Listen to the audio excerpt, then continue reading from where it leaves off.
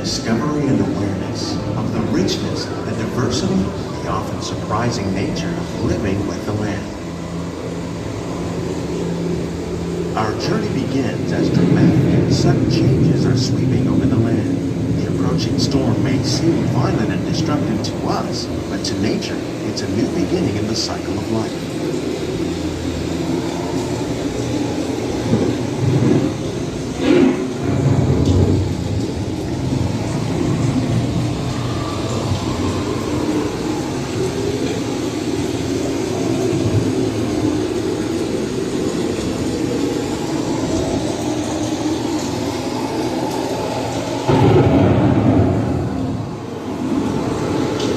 The surface of the land, roots trap water from the flowing mud, extracting precious nutrients and minerals. These elements, when combined with sunlight, create the diverse living systems of our planet.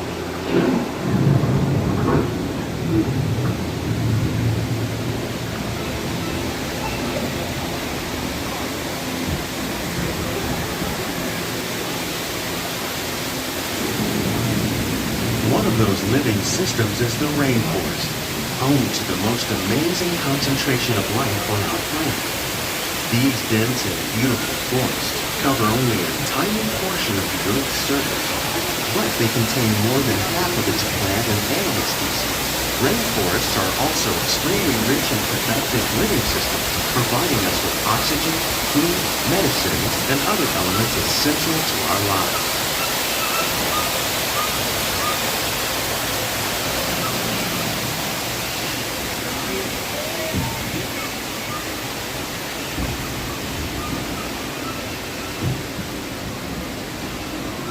In the desert, nature has created a very different, but no less beautiful living system.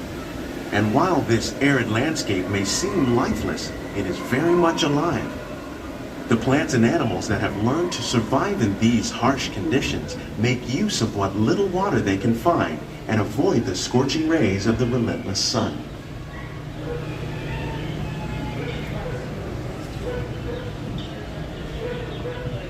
The American prairie once appeared as desolate as the desert, but over time, rainwater and nutrients gradually penetrated the hard surface of this land.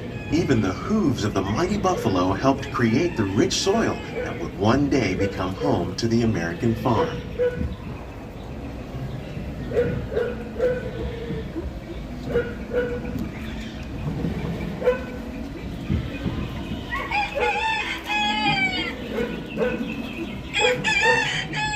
Of all the forces at work on the land, humans have had one of the most profound effects. The need to produce food for a growing world led to the enormous use and sometimes overuse of the land.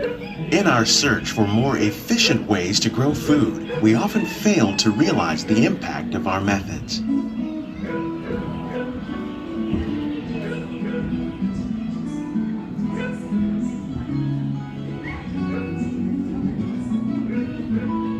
Today, we're learning to live with the land, discovering better ways to grow food that will assure both human and environmental well-being. Here at epcot, we're learning to reduce the need for chemical pesticides by breeding and using natural predators like ladybugs and wasps to control pests. In the farmlands across America, we're learning that by plowing under vegetation containing natural fertilizers, we can enrich the soil without the use of chemicals. In arid regions, we're learning to produce food on desert seacoasts by developing and planting crops that thrive on salt water.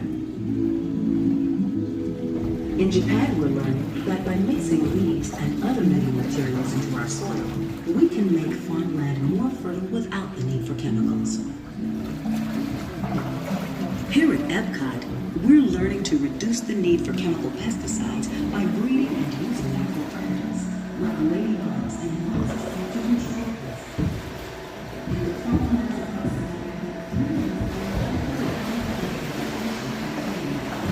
How will we meet tomorrow's growing needs for food production, yet still respect the needs of the land? Some of the answers are being discovered just ahead. To help us maintain these carefully controlled ecosystems, and for your safety, please remain seated in your boat at all times.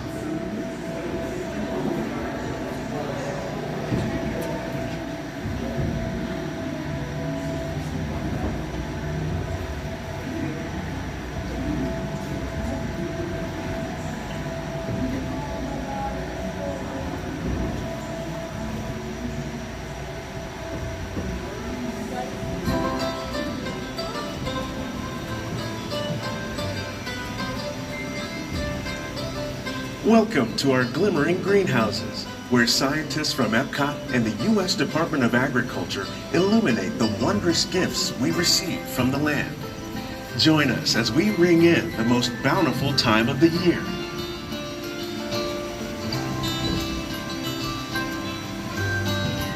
For some, it's difficult to imagine the holidays without winter and snow, but one of the most important holiday crops actually grows in the tropics. For centuries, farmers in Central America have cultivated cacao to make chocolate. In fact, cacao is chocolate's main ingredient. Today, people around the world are able to enjoy a variety of sweets and keep warm with a cup of hot cocoa, thanks to this tropical plant.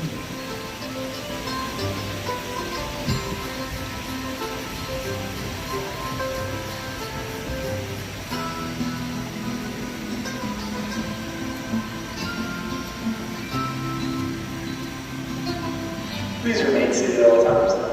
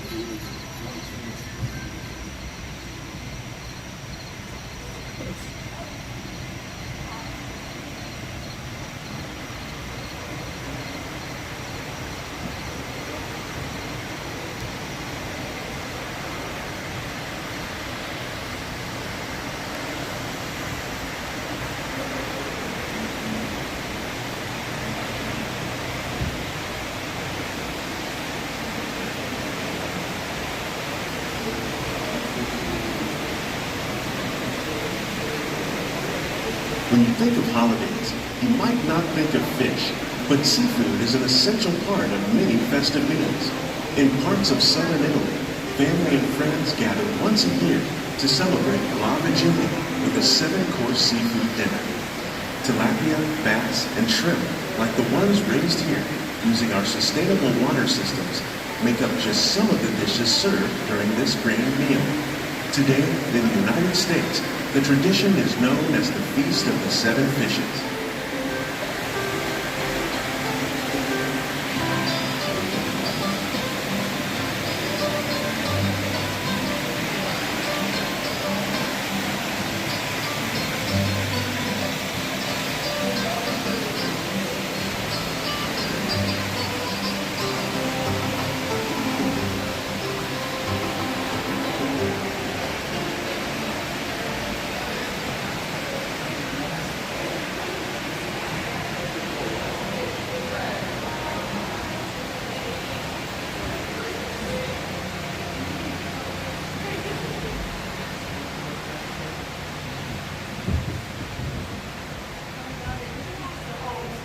Citrus, like the oranges grown here, are common in Florida, but in Northern Europe, where fresh fruit is rare in winter, they're much harder to find, making them an extra special stocking stuffer. During Chinese New Year, these vibrant fruits are given as gifts of good fortune.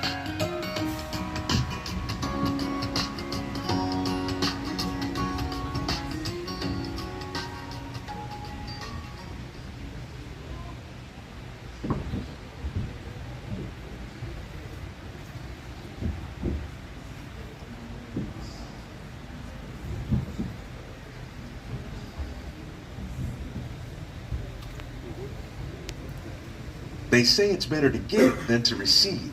And in this greenhouse, we're celebrating the holidays by giving back to the land using innovative farming techniques. By recycling water, we can give plants rich nutrients. By giving plants ladybugs, we're able to control pests and reduce the need for pesticides. And by growing ground plants vertically, we give them better protection from disease.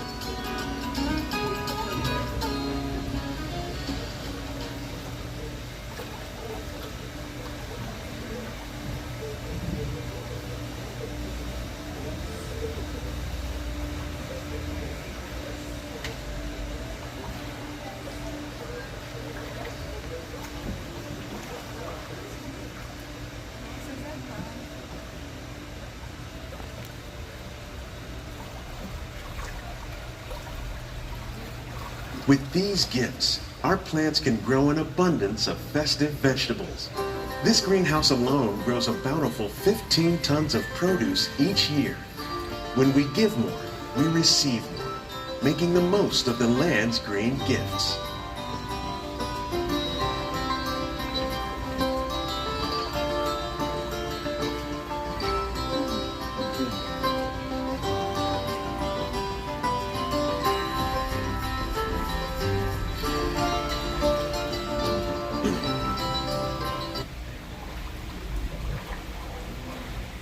Many of the plants you see here help spice up the holidays. The bark of cinnamon trees, like the one growing beside you, is used to make cinnamon sticks. Do you like eggnog? You can thank nutmeg for its signature taste. Other spices, like ginger and vanilla, add flavor to a variety of holiday cookies, cakes, and other delights. By cultivating these festive plants with care and good cheer, Epcot scientists are able to celebrate the holidays with the land's many gifts.